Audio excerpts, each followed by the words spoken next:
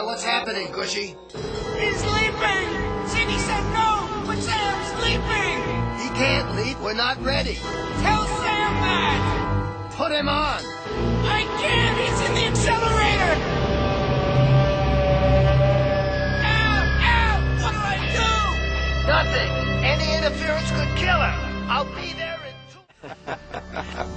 2... How you doing, Gushy? Dr. Beckett. Welcome back. This was brilliant. Absolutely brilliant. When'd you get it? Post office delivered it today. 54 years, 7 months, and 6 days after it was mailed.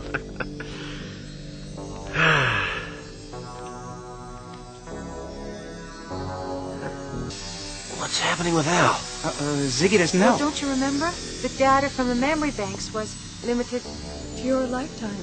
Was in my lifetime, right, and Al's in 1945. And we didn't know that till we got your letter. We've been loading Ziggy with data from 45 as fast as we can pull it from the national archive. 11,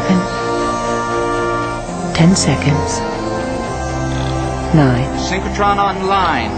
Affirmative. Stand by to 7, fire. Fire! 6, Fire! 5, 4,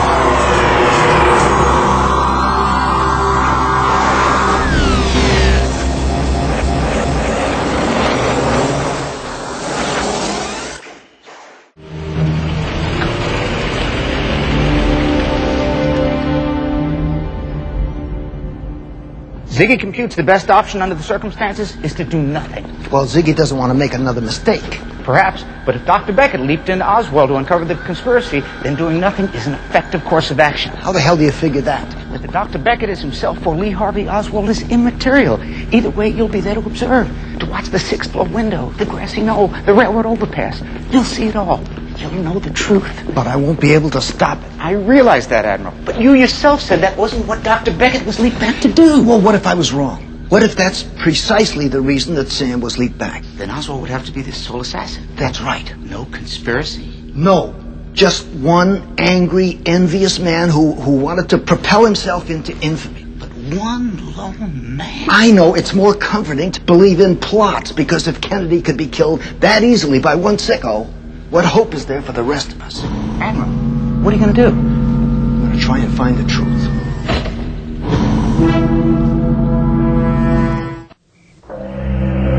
Where'd you get that gun? I'm the one's asking the questions. There's no one here. Gushy, this is impossible. If there's no one here, that means he had to leap into himself. Well, Ziggy gives that a 99.2% probability. He's somewhere in time as himself? Apparently so. Well, how in the hell is Ziggy gonna find him? We're not sure that she can.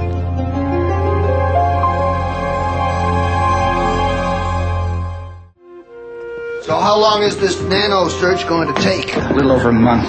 A month? You expect me to stand in the imaging chamber for a month? Well, Ziggy estimates there's an 80% chance we can acquire a neuron lock in as little as 2.5 weeks. Give or take a day or two. Gushy.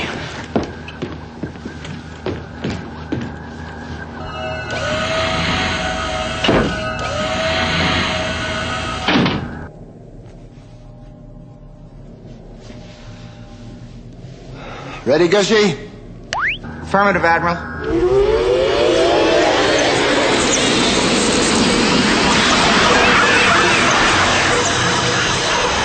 I know you're out there somewhere, Sam. Lock on to me, buddy. Lock on. Search. Sam's birthday. What about it? Well, wherever he is, it's his birthday. How do you know? I don't know. It's just a feeling. I have a hunch. Have Ziggy search his birthdays. Starting where? His first.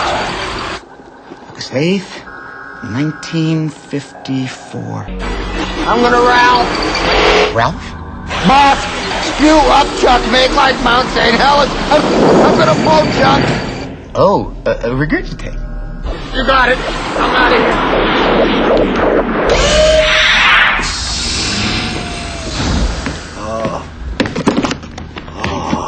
I was about to suggest a break anyway, Admiral. Look, Look, we scanned all of Dr. Beckett's birthdays from 1954 through the end of the 21st century, and wherever he is, it's not his birthday.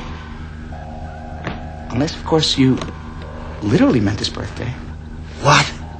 Well, we started the search on his first birthday. We never checked the actual day he was born. Oh, my God. We're getting a lock.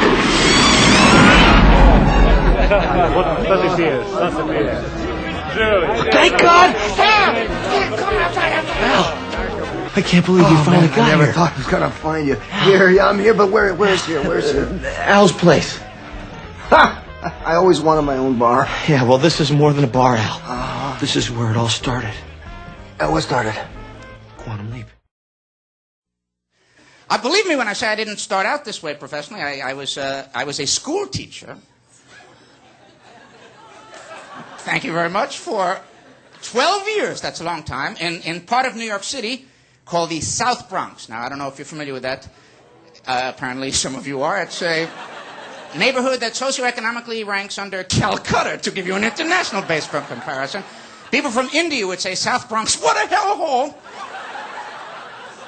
And I taught in a school that even by South Bronx standards was a very difficult school. Any elementary school that has its own coroner, I don't care where you're from, to me that's an unusual feature. The school newspaper had an obituary column. It's an elementary school.